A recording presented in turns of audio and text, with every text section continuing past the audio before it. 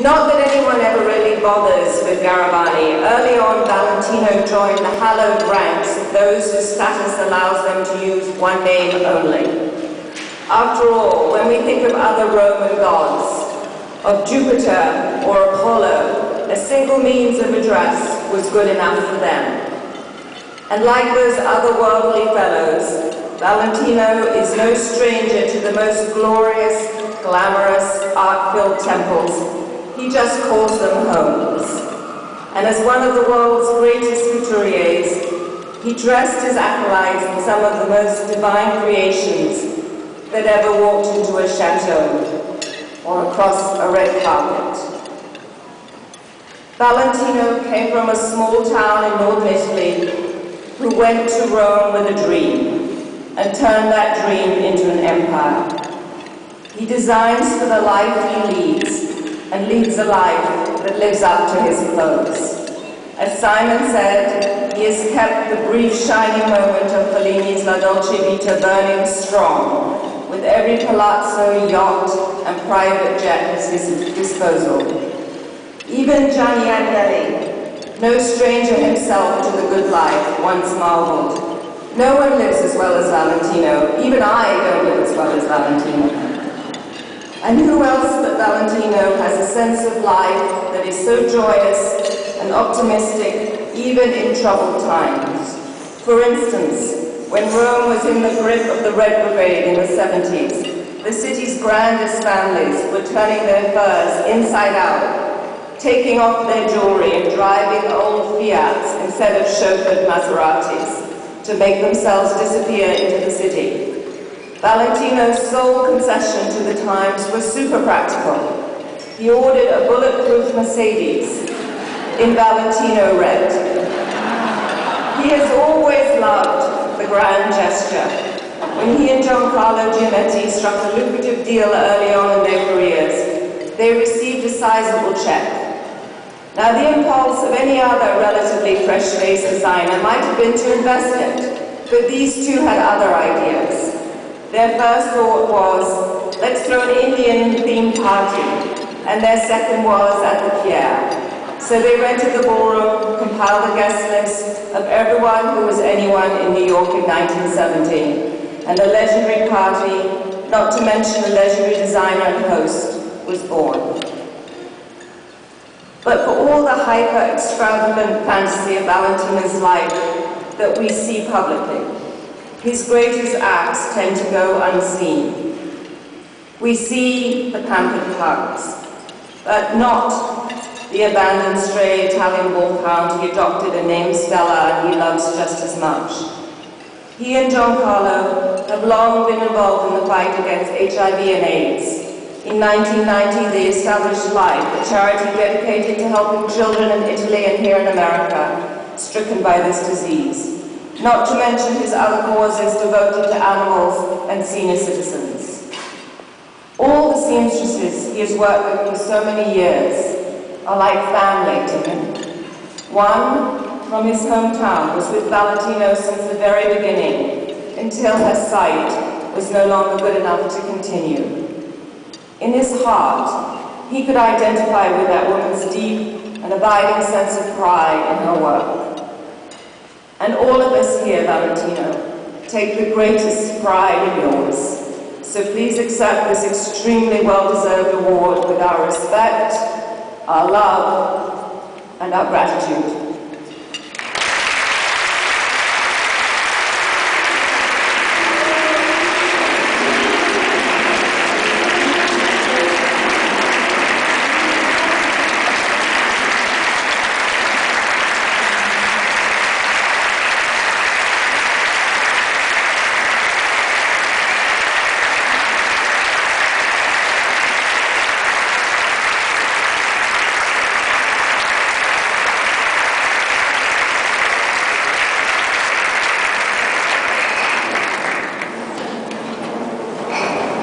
Sorry, but I have to read everything. Thank you, Anna, and thanks to all of you for this big honor. I am so happy to see so many beautiful faces and so many friends here.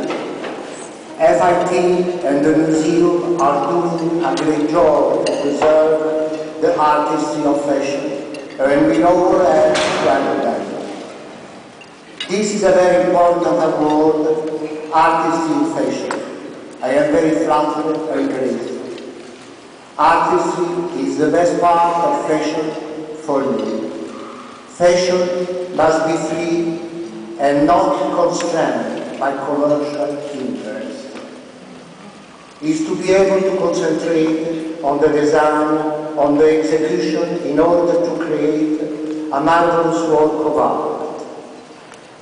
Your country has always been so generous to me. From day one, when I started my work, I had so much support from extraordinary people, including all the great business people.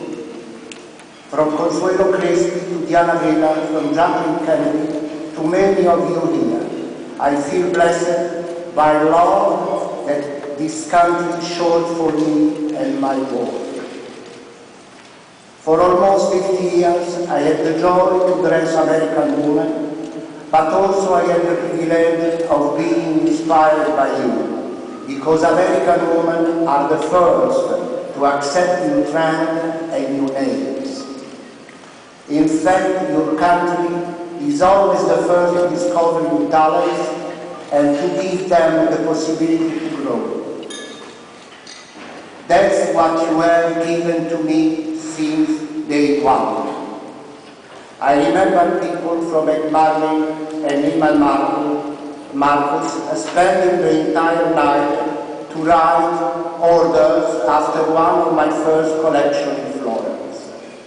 I remember Jackie Kennedy coming to my suite at the plaza and choosing a wardrobe all in black and white after President Kennedy died. I remember the Help of America press in telling the world my vision.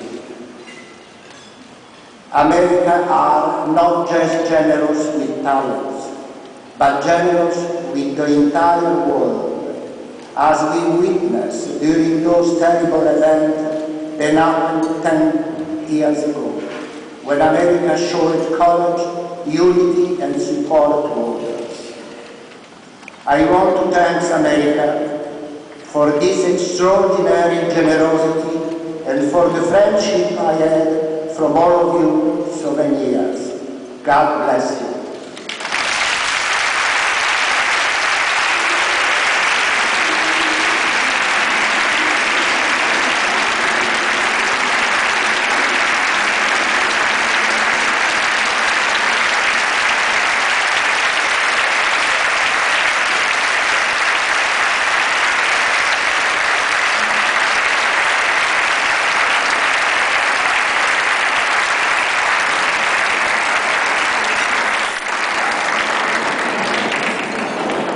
I would like to